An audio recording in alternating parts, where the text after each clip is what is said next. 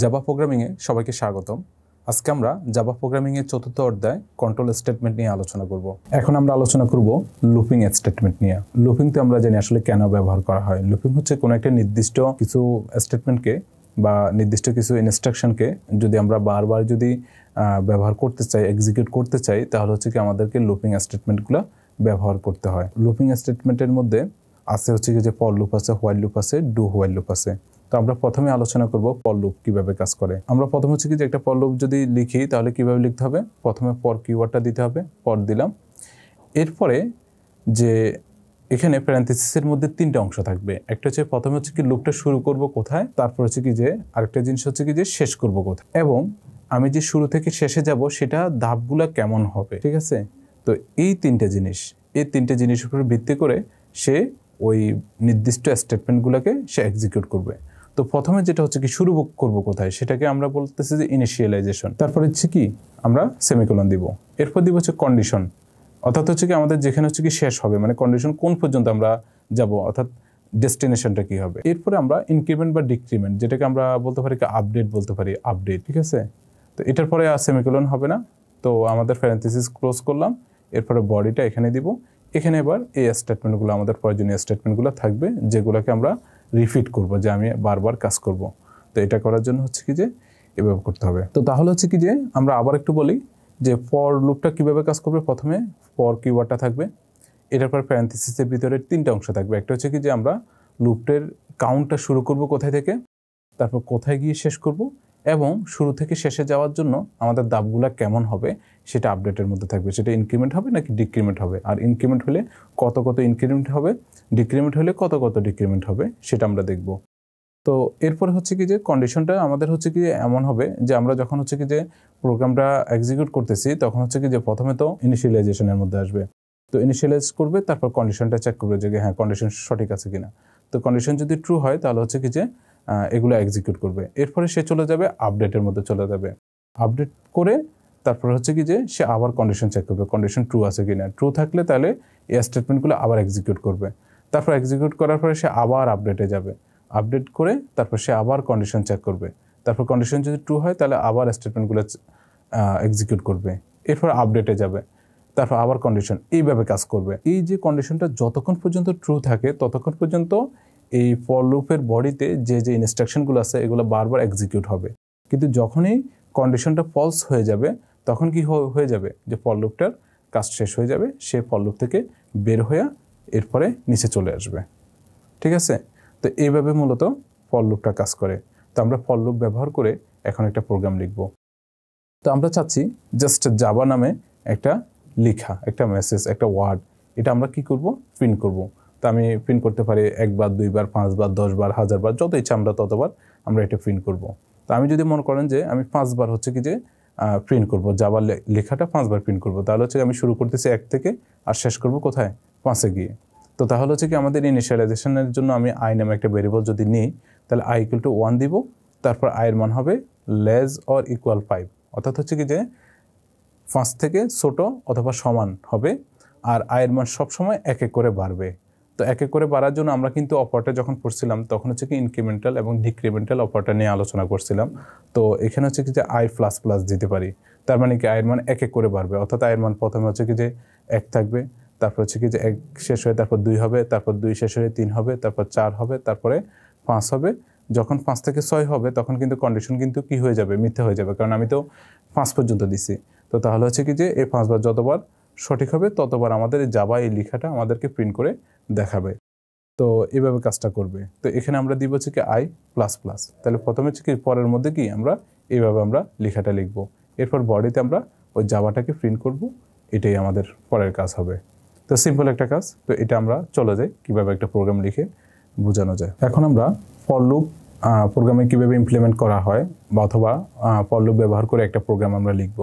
তো সেটা লেখার জন্য আমরা প্রথমে একটু দেখে নিই। যেমন হচ্ছে কি যে আমি যদি কোনো একটা টেক্সট অথবা কোনো একটা মেসেজ যদি আমরা প্রিন্ট করতে চাই, তো আমরা কি লিখি, যে system.out.println এইভাবে লিখি। তো ধরে নেন আমি জাভা এই শব্দটা আমি লিখব। তো আমি হচ্ছে কি লিখলাম, লেখার পর আমি যখন এখন সেভ করলাম, তারপর হচ্ছে কি যে আমরা এটা যদি রান করি তাহলে জাভা লেখাটা আমাদেরকে এখানে শো করাচ্ছে। এখন আমার যদি এমন হয় যে আমাদের 5 বার আমাদের এই জাভা লেখাটা লিখতে হবে, তো আমি এটাকে কি করলাম যে 5 বার আমি লিখব। তো এই যে 1 বার 2 বার 3 বার 4 বার 5 বার, ঠিক আছে, 5 বার আমরা লিখলাম। তো এখন যদি আমি এটাকে সেভ করে আমি এখন রান করি, তাহলে হচ্ছে কি 5 বার কিন্তু আমাদেরকে জাভা লেখাটা দেখাচ্ছে।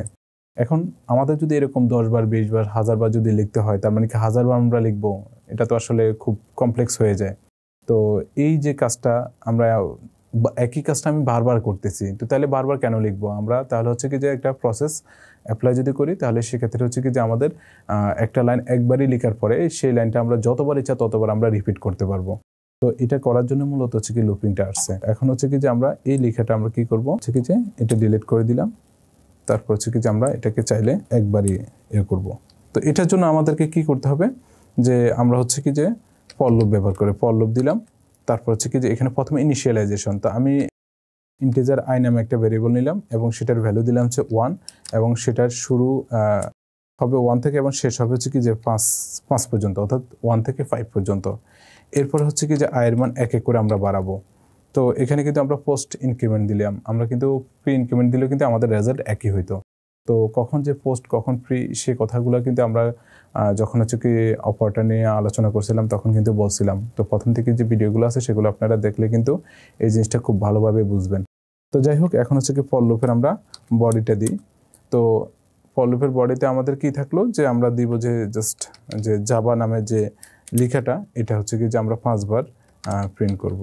তাহলে যাবা, তাহলে হয়ে গেল। আমরা আগে যে কাজটা হচ্ছে কি যে 5টা লাইন লিখে করছি, এখন কিন্তু একবারই লিখছি, কিন্তু সেটা পরের ভিতরে লিখছি। এখন আমি যদি এখন এটা রান করি, ঠিক আগের রেজাল্টটাই আসবে। কিন্তু দেখেন 5 বার হচ্ছে কি যে আমাদের জাভা লেখাটা দেখাচ্ছে। আপনি যদি এখানে যদি আয়ের মান 1 থেকে হচ্ছে কি যে 5 না দিয়ে যদি এখানে 10 দেন, তার মানে কি আপনার 10 বার হচ্ছে কি যে আপনার জাভা লেখাটা দেখাবে। দেখেন এখানে 10 বার দেখাচ্ছে, ঠিক আছে। আপনি যতবার ইচ্ছা ততবার করতে পারেন। অথবা আমরা যদি চাই যে 1 থেকে 10 পর্যন্ত যে সংখ্যাগুলো আছে সেই সংখ্যাগুলো আমরা প্রিন্ট করে দেখতে চাচ্ছি, তো আমরা কি করতে পারি, এখানে আমরা কি করি যে আয়ের ভ্যালুটা আমরা প্রিন্ট করে দেখাবো, যে আয়ের ভ্যালু। তাহলে মানে আয়ের ভ্যালু তো 1 থেকে 1 2 3 4 5 6 7 8 9 10 এই পর্যন্ত যাবে। তারপর 10 যখন এক্সিড হয়ে যাবে তখন কিন্তু আর দেখাবে না, তখন হচ্ছে কি সেই লুপ থেকে বের হয়ে যাবে। তো এখন হচ্ছে কি যে আমরা আয়ের ভ্যালু 1 থেকে 10 পর্যন্ত দিচ্ছি। তো এখন আয়ের ভ্যালুটা আমরা যদি প্রিন্ট করতে চাচ্ছি, তাহলে এখন এই কাজটা করলাম, জাস্ট প্রিন্ট লাইনের ভিতরে হচ্ছে কি আমরা আইটা বসাই দিচ্ছি। এখন যদি আমরা রান করি, দেখেন 1 থেকে 10 পর্যন্ত এগুলো সবগুলো আমাদেরকে প্রিন্ট করে দেখাইছে। এইভাবে হচ্ছে কি যে আমরা একই কাজ রিপিট করতে পারি।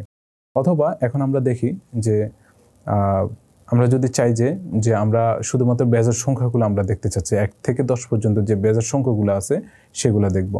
তো সেগুলো দেখতে চাইলে তাহলে হচ্ছে কি যে আমরা কি করব, যে 1 থেকে শুরু করব 10 পর্যন্ত যাব। তবে আমরা হচ্ছে কি 1 দেখাবো, 3 দেখাবো, 5 7 9 এভাবে দেখাবো। মাঝখানে যে জোড় সংখ্যার যেটা, এটাকে আমরা বাদ দিতে চাচ্ছি। তো বাদ দিলে তখন হচ্ছে কি যে আমরা যখন আয়ের ভ্যালুটা আমরা 1 1 করে বাড়ছি, মানে এক এক করে বাড়বো, যে 1 2 3 4 আমরা চাচ্ছি যে কি 2 2 বাড়াবো। তাহলে হচ্ছে 1 এর সাথে 2 যোগ করলে 3 হবে, 3 এর সাথে আবার 2 যোগ করলে 5 হবে, তারপরে 7 হবে, 9 হবে। তাহলে হচ্ছে কি আমাদের শুধু বেজের সংখ্যাগুলো কিন্তু দেখা হয়ে যাচ্ছে। তো আমরা সেই কাজটা করার জন্য এখানে i++ না দিয়ে আমি দিলাম যে i = i+2, অর্থাৎ হচ্ছে কি যে আয়ের মান আগে যা ছিল তার সাথে 2 যোগ হয়ে আবার আয়ের মধ্যে স্টোর হবে।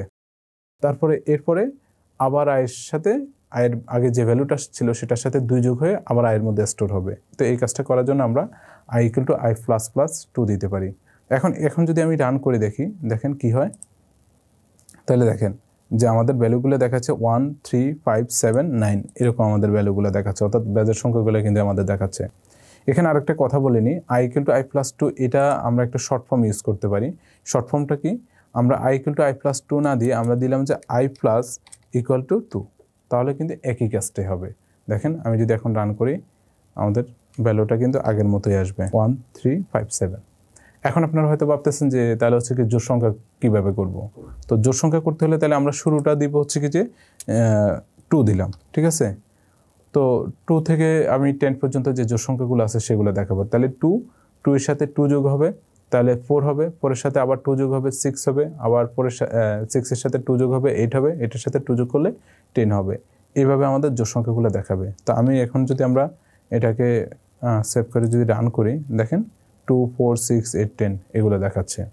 এখন আপনি চাইলে 5 মানে 5 10 15 20 এভাবে দেখতে পারেন, অথচ কি 5 করে যোগ করবেন। আবার যদি 10 20 30 এভাবে দেখতেছেন তাহলে 10 10 করে যোগ করবেন, মানে আপনি যা ইচ্ছা তাই আপনি করতে পারেন।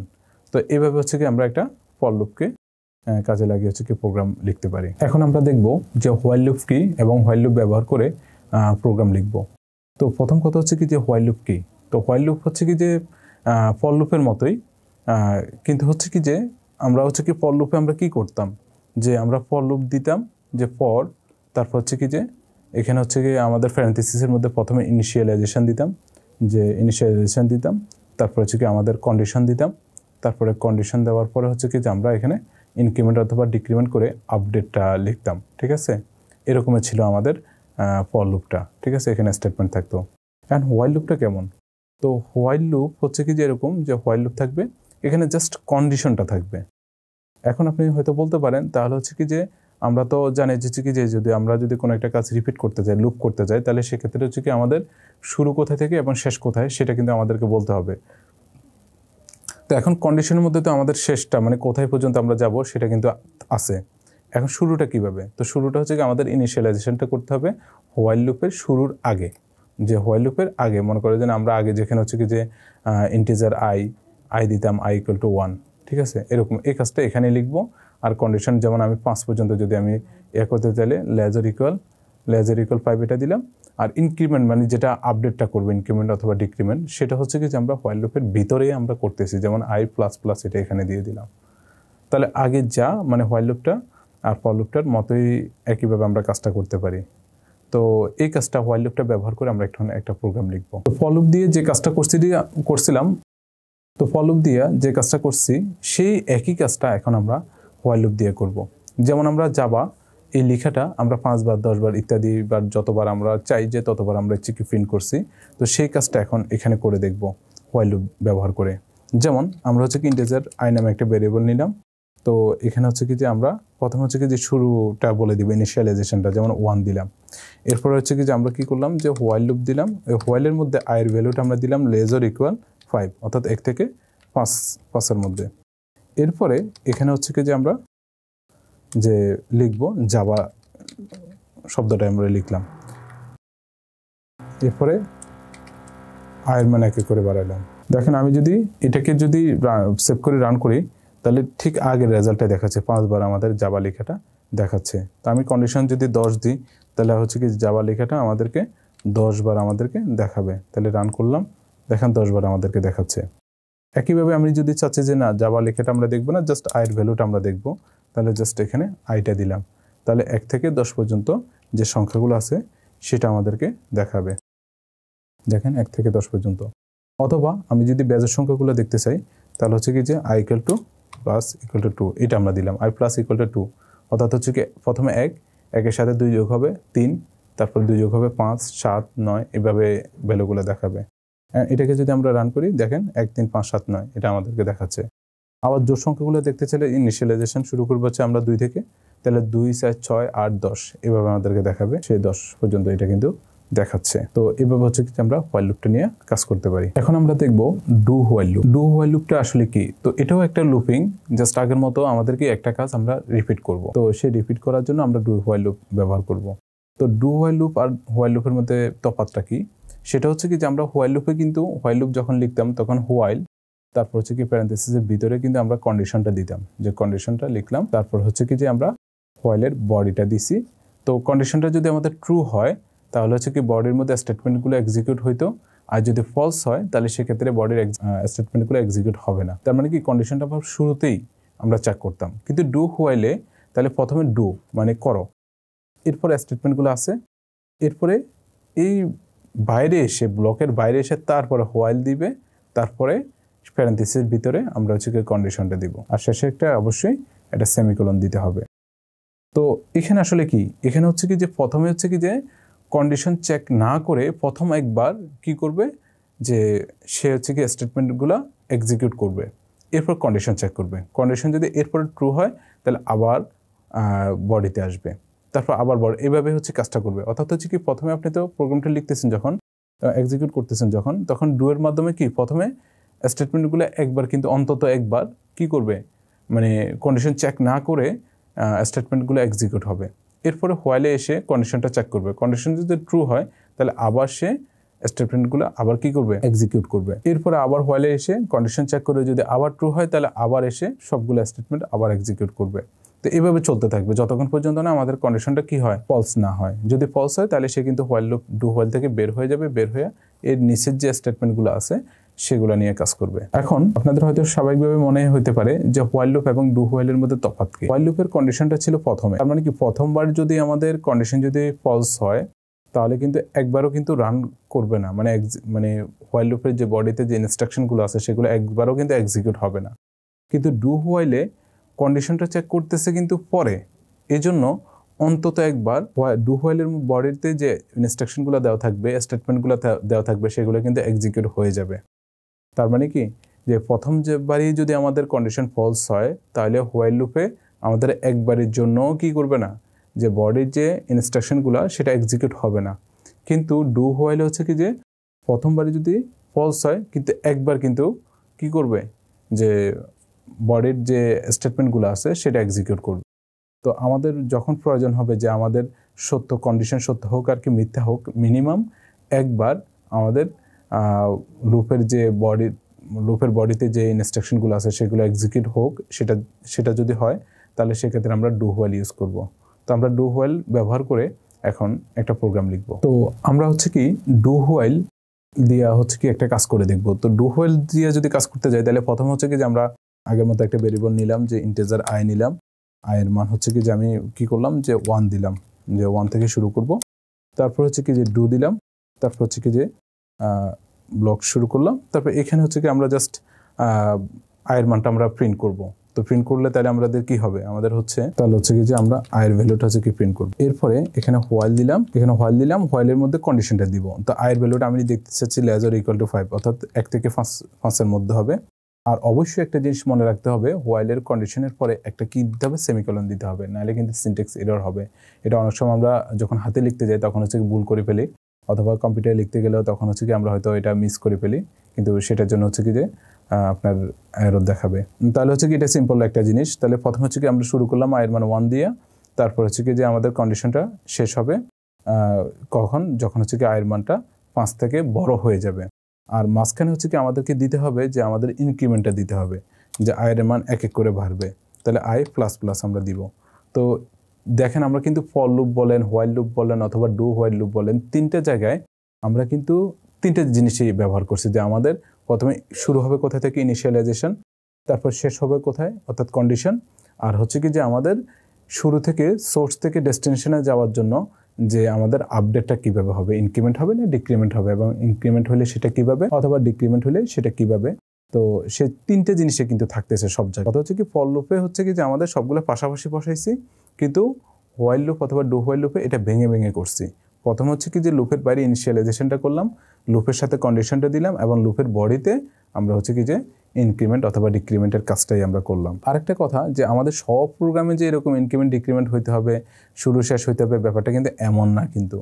তো এগুলোর ভিন্নতাও আছে, মানে আমাদের এটা হচ্ছে কি যে চাহিদা মাফিক। আমাদের শুধু মনে রাখতে হবে যে আমাদের লুপিং স্টেটমেন্টগুলো আমরা ব্যবহার করি এই জন্য যে আমাদের একই কাজ যদি আমাদের বারবার করার প্রয়োজন হয় তাহলে সেক্ষেত্রে লুপিং স্টেটমেন্টগুলো আমরা ব্যবহার করব। কিন্তু সেটার জন্য যে সবসময় ইনক্রিমেন্ট ডিক্রিমেন্ট হইতে হবে, অথবা সবসময় যে আমাদের ইনিশিয়ালাইজেশন করতে হবে, ব্যাপারটা এমন না কিন্তু। তো আমরা এখন যদি এটাকে যদি আমরা রান করে দেখি তাহলে হচ্ছে কি আমাদেরকে দেখাবে 1 2 3 4 5 এইভাবে এগুলো ভ্যালুগুলো দেখাবে। তো দেখেন যে এগুলো দেখাচ্ছে 1 2 3 4 5। এখন এখানে আয়ের মান 6 দিলাম, ধরেন শুরু করলাম কত থেকে, 6 থেকে। এখন আমি কন্ডিশন দিলাম কিন্তু আয়ের মান 5। আয়ের মান কি, যে কন্ডিশন 5 থেকে ছোট অথবা সমান হইতে হবে। তার মানে কি 5 থেকে ছোট হইতে হবে অথবা সমান হইতে হবে, অর্থাৎ 5 হইলেও অ্যাকসেপ্ট করবে, 4 হলেও অ্যাকসেপ্ট করবে, তারপর 3 হলেও, 2 হইলে, 1 হইলেও, বা এর থেকে নেগেটিভগুলো সে অ্যাকসেপ্ট করবে। কিন্তু 5-এর বড়গুলো কিন্তু সে কি করবে না, অ্যাকসেপ্ট করবে না। কিন্তু আমরা তো শুরু করছি 6 দিয়ে, তো তাহলে সেক্ষেত্রে আমাদের আসলে রেজাল্টটা কি হয়।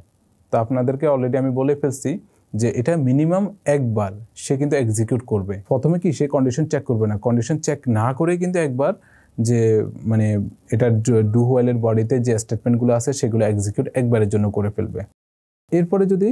এরপরেও যদি কন্ডিশন সঠিক হয় তাহলে ততবার কি সে কি করবে, যে এক্সিকিউট করবে, আর না হলে করবে না। তো আমরা এটা আসলে কি করে কিনা আমি সেটা চেক করি।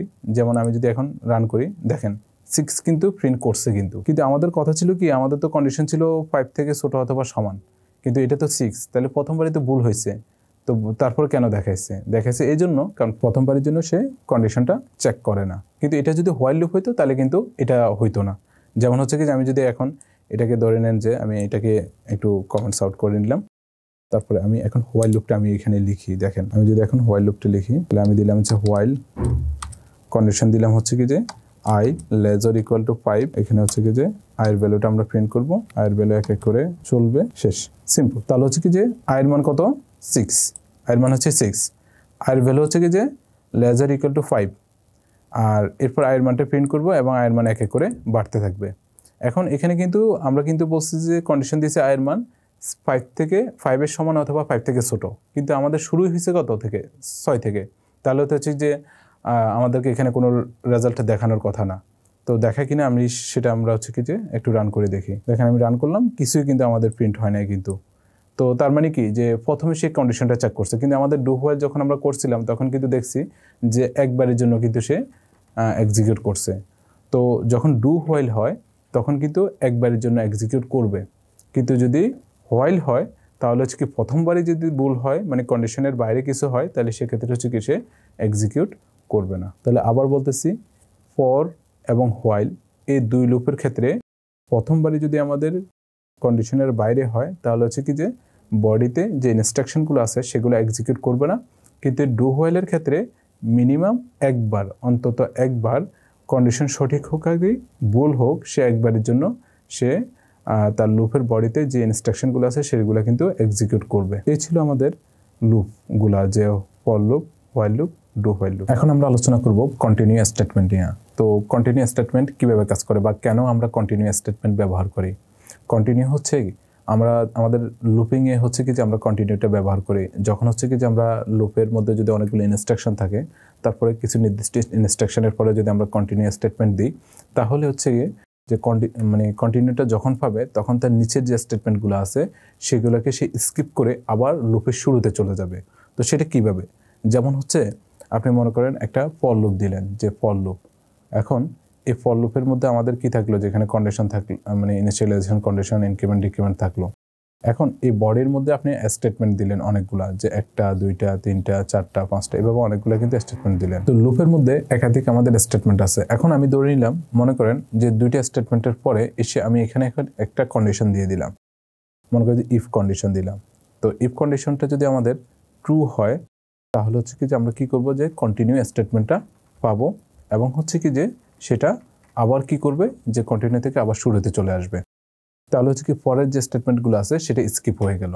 তো আমরা নর্মালি হচ্ছে ফর লুপে কি দেখি, যে আমরা ফর লুপ লিখলাম, তারপর এখানে হচ্ছে কি যে আমাদের ইনিশিয়ালাইজেশন কন্ডিশন এবং হচ্ছে ইনক্রিমেন্ট ডিক্রিমেন্ট থাকলো।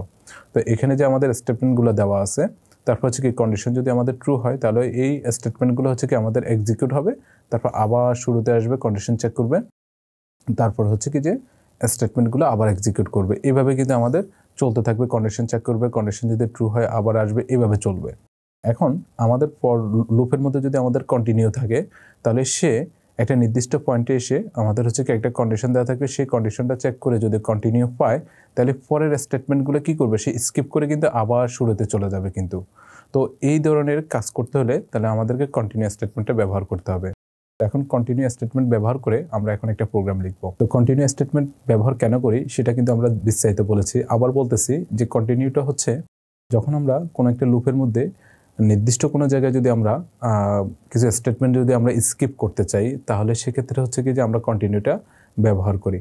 অর্থাৎ হচ্ছে কি যে আমাদের লুপিংটা হচ্ছে কি যে একদম শেষ হয়ে যাবে না, মানে লুপিং থেকে বের হয়ে যাব না, আমাদের নির্দিষ্ট কোনো পয়েন্টে কোনো যদি স্কিপ করার প্রয়োজন হয় তাহলে সেক্ষেত্রে আমরা সেটা স্কিপ করে পরের স্টেপে চলে যাব।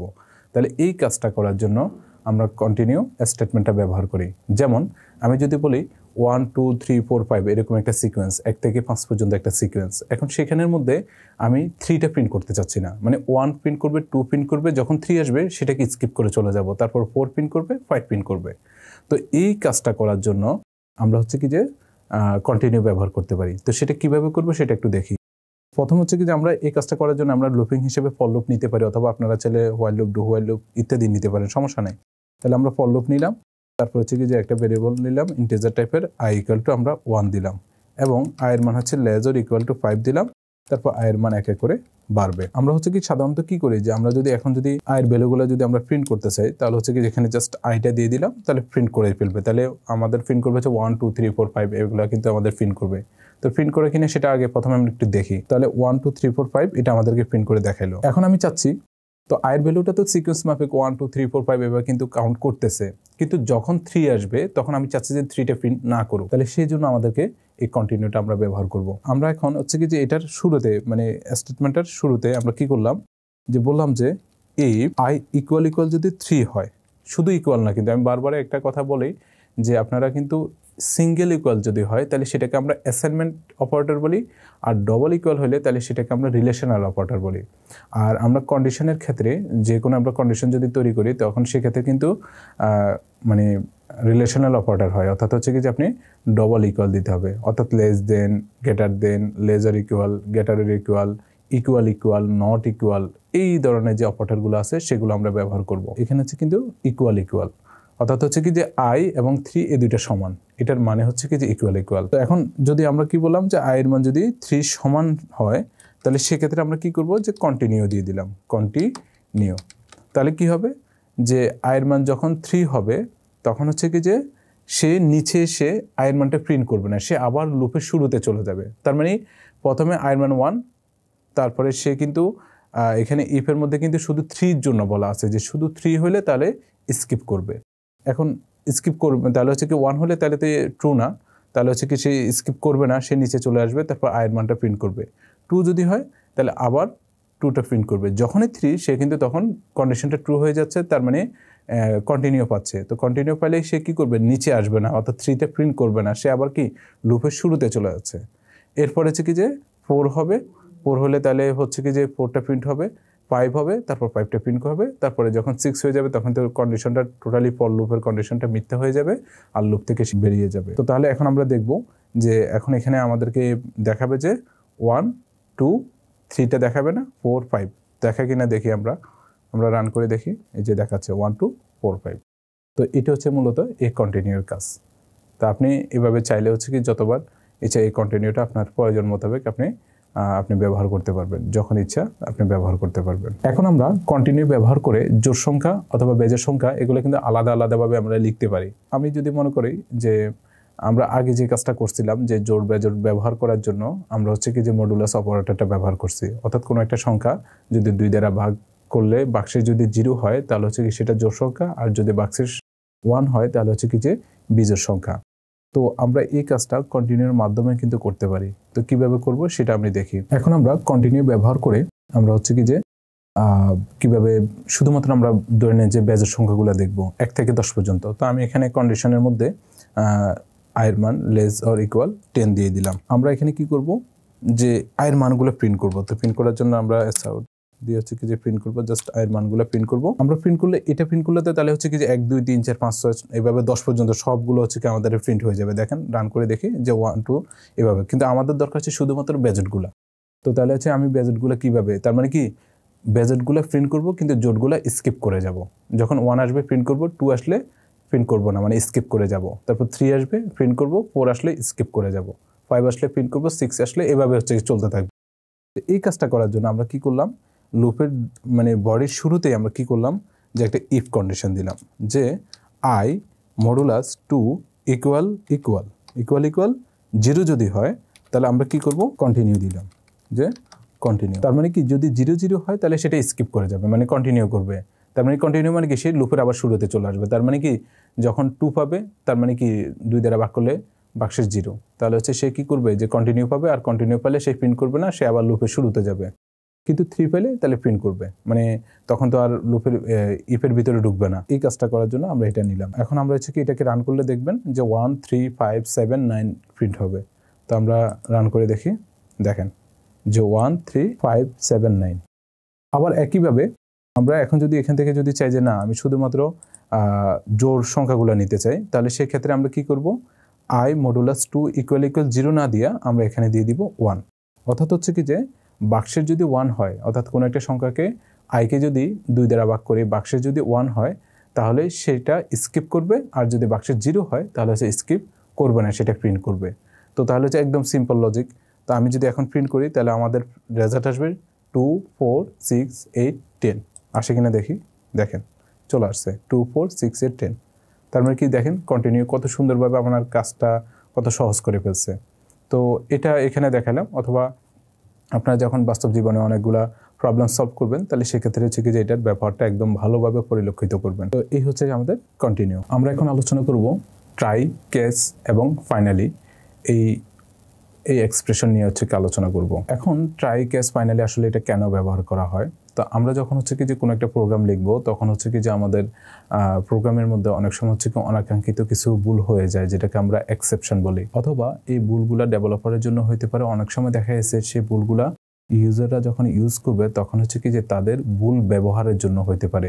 যেমন হচ্ছে কি যে আপনি চাচ্ছেন যে এখানে হচ্ছে কি অ্যারিথমেটিক ভ্যালু নেওয়া হবে এবং সেই ভ্যালুটা হচ্ছে কি একটা রেঞ্জ দেওয়া থাকবে, সেটার মধ্যে থাকতে হবে, কিন্তু আপনি রেঞ্জের বাইরে দিয়ে দিছেন। তার মানে কি সেটা এক্সেপশন তৈরি হবে। অথবা আপনি একটা অ্যারে তৈরি করছেন, সে অ্যারের হচ্ছে কি যে একটা সাইজ দিছেন, যে মনে করে যে 1 থেকে 100 পর্যন্ত মানে 100 পর্যন্ত দিছেন। তো 100-র মধ্যে এই যে প্রত্যেকটা অ্যারের প্রত্যেকটা স্লটে আপনি আলাদা আলাদা ভ্যালু রাখছেন।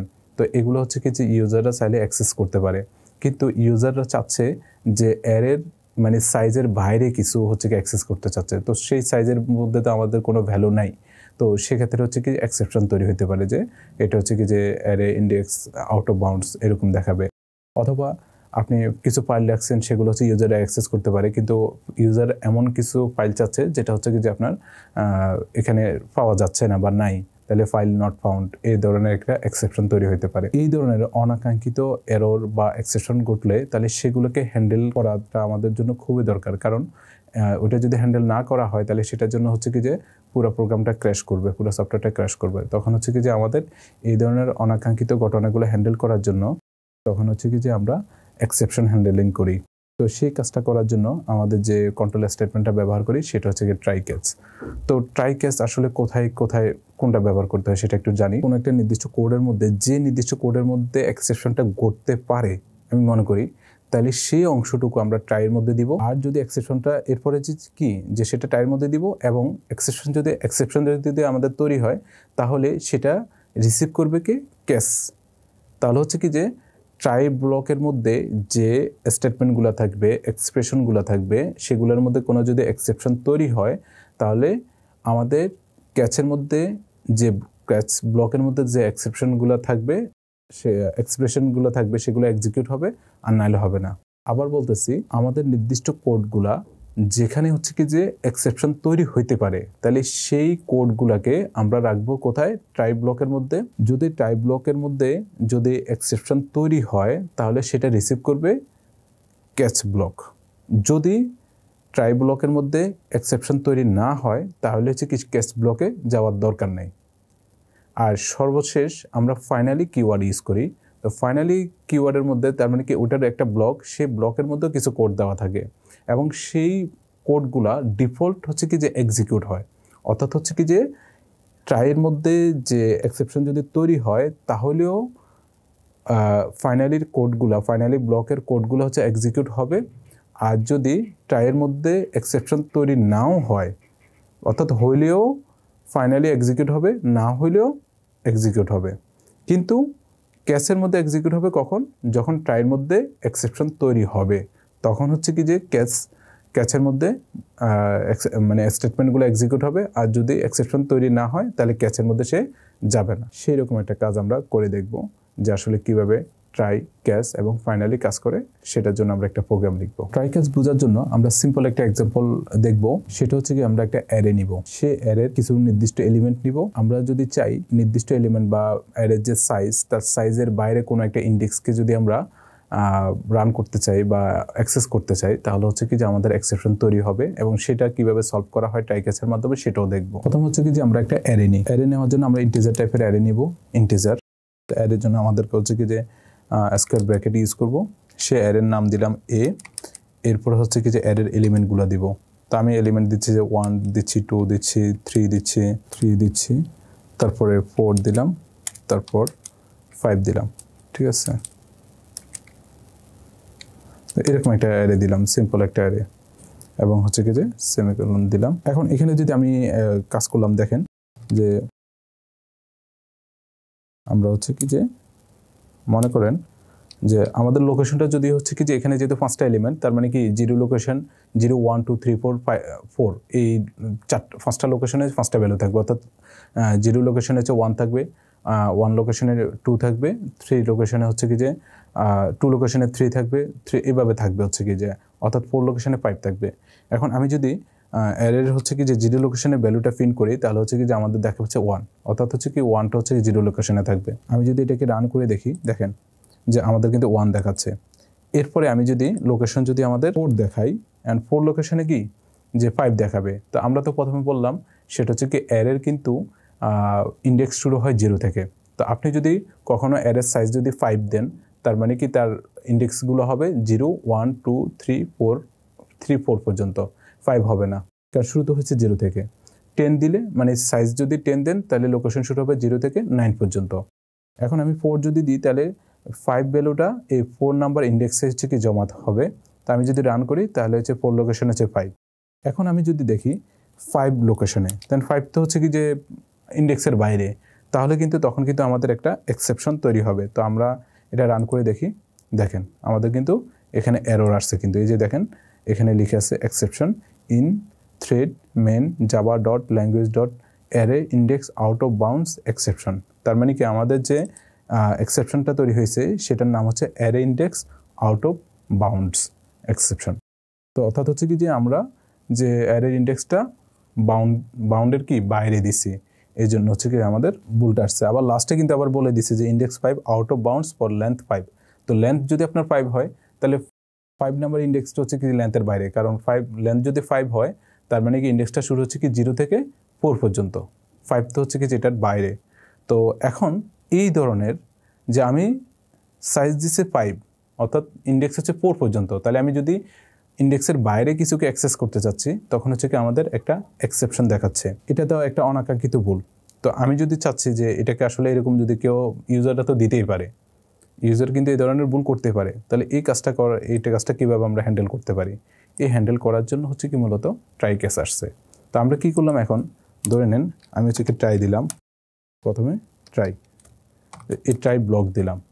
এই ট্রাই ব্লকের মধ্যে আমাদের যে অংশটাতে আমাদের কি আসতে পারে, যে এরর আসতে পারে, সেই অংশটা আমরা কি করলাম, এই কাট করে এই ট্রাইয়ের ভিতরে বসাই দিলাম। অর্থাৎ আগে যেটা বাইরে আমরা বসাইতাম, এখন সেটা কি করলাম, ভিতরে দিয়ে দিলাম। এরপরে এক্সেপশনটা যদি ঘটে, ট্রাইয়ের মধ্যে যদি ট্রাই ব্লকের মধ্যে এক্সেপশনটা ঘটে, তাহলে সেটা রিসিভ করবে কে?